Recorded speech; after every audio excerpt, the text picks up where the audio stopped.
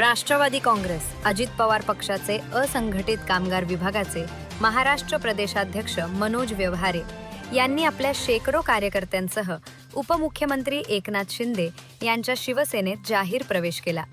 पक्षप्रवेशावेळी बोलताना व्यवहारे यांनी सांगितले की अजितदादांच्या निधनानंतर पक्षात आपल्याला डावलले जात असल्याची भावना निर्माण झाली होती। असंघटित कामगारांच्या प्रश्नांवर काम करताना अपेक्षित सहकार्य मिळत नव्हते, त्यामुळे कार्यकर्त्यांशी चर्चा करून हा निर्णय घेतला। यावेळी व्यवहारे यांनी उपमुख्यमंत्री एकनाथ शिंदे यांच्या कार्यपद्धतीवर पूर्ण विश्वास व्यक्त केला। शिंदे साहेब सर्वसामान्यांचे प्रश्न सोडवण्यासाठी 24 तास काम करतात।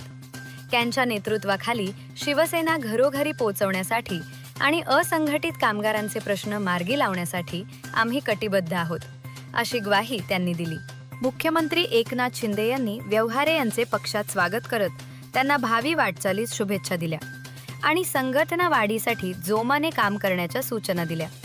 व्यवहारे यांच्या प्रवेशामुळे शिंदे गटाची ताकद वाढल्याचे मानले जात आहे। नेमकं असं काय कारण ठरलं की जेणेकरून आपल्याला राष्ट्रवादीचा झेंडा सोडून आज कोणता झेंडा घेऊन शिवसेनेचा झेंडा हातात घेतला?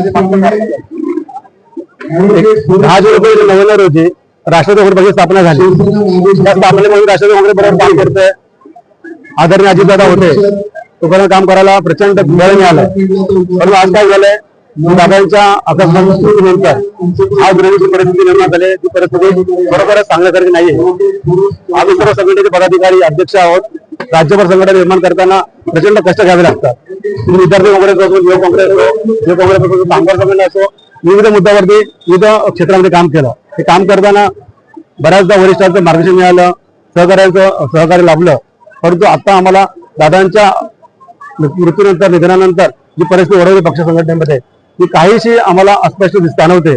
त्याच्यामध्ये आम्हाला नेतृत्वाची उणीव जाणवते, ती भरून मिळत नाहीये। आणि येणाऱ्या काळामध्ये संघटनेला बळ द्यायचं असेल तर शिवसेना आणि आदरणीय शिंदे साहेब यांचं महाराष्ट्रामध्ये प्रगल्भ नेतृत्व, त्यांचं असला ग्राउंड टच डायरेक्ट शेवटच्या कार्यकर्त्याकडे असणारा त्यांचा अप्रोच आहे, तो आम्हाला फार आवडला। आणि आम्हाला असं वाटतं की या संघटनेवर काम करून आमच्या सर्व कार्यकर्त्यांना संधी मिळावी आणि त्यांना न्याय द्यावा। असे आरोप केले जातात की दादा जिवंत असताना दादाला थेट सगळ्यांना थेट संधी मिळायची, परंतु वहिनी आल्यानंतर कुठेतरी भेदभाव व्हायला लागलेला आहे। आपण याचा अनुभव घेतला आहे? हो, आम्हाला स्वतःला त्याचा अनुभव आलेला आहे। आदरणीय दादा होते, आम्ही त्यांच्यावर प्रचंड काम केलेलं आहे। काम करताना दादांकडे बिनदिक्कत कुठलाही पूर्व अपॉइंटमेंट आम्हाला जाता येत होतं। पण आता अशी परिस्थिती ओढवली की आदरणीय सुनील वहिनी फार चांगलं काम करतात। आमच्या शुभेच्छा नेहमीच असतील। उद्या होणाऱ्या निवडणुकीमध्ये त्यांना प्रचंड मताधिक्य मिळावा ही माझी शुभेच्छा असतील। परंतु आदरणीय सुनील वहिनीकडे जाणं आता थोडं तितकंसं अवघड झालेलं आहे, एवढं दादांना जाणं खूप होतं। मला एवढंच कळत आहे की भविष्यामध्ये कुठल्याही पक्ष संघटनेला वाढवायचं असेल तर नेतृत्वाची भेट थेट व्हायला पाहिजे, असं माझं म्हणणं आहे। नेतृत्वाचा विषय आल्यावर आपल्याला असं एकनाथ शिंदेच्या पक्षामध्ये त्या पद्धतीची वागणूक मिळणार असं वाटतं आपल्याला? मला 100% वाटतं काय, खात्री आहे की आदरणीय एकनाथ शिंदे साहेबांचा जो जमिनीवरचं काम आहे आणि आपण स्वतः बघता की एका सर्वसामान्य कुटुंबातून येऊन प्रचंड कष्ट करून त्यांनी सर्वसामान्य लोकांना घेऊन हा पक्ष उभा केला। आणि मला असं वाटतं की अनेक प्रकारचे माझ्या सर्व सहकार्यांना ते न्याय देतील आणि येणाऱ्या काळामध्ये नवीन कार्यकर्त्यांना जोमाने काम करायला संधी मिळेल। आपण या पक्षाला वाढवण्यासाठी कशा पद्धतीने पुढची वाटचाल करणार? ज्याप्रमाणे आम्ही राष्ट्रवादी काँग्रेस पक्षामध्ये काम करत होतो, विविध संघटनांमध्ये काम करताना आता मी शेवटचं असंघटित कामगार विभागाचा अध्यक्ष म्हणून काम करत होतो राज्य स्तरावरती। आदरणीय शिंदे साहेबांची आमची चर्चा झालेली आहे। आदरणीय श्रीकांत शिंदे साहेबांची आमची चर्चा झाली। दोघांनी आम्हाला शब्द दिलेला आहे की तुम्हाला तिथे ज्या भूमिका मिळालीत त्या भूमिका तुम्हाला इथे पुन्हा आम्ही पुनर्वसन म्हणून तुम्हाला संधी मिळेल। तसेच तुम्हाला यापेक्षाही चांगली संधी आणि अजून ताकद देण्याचं काम आम्ही नक्कीच करू।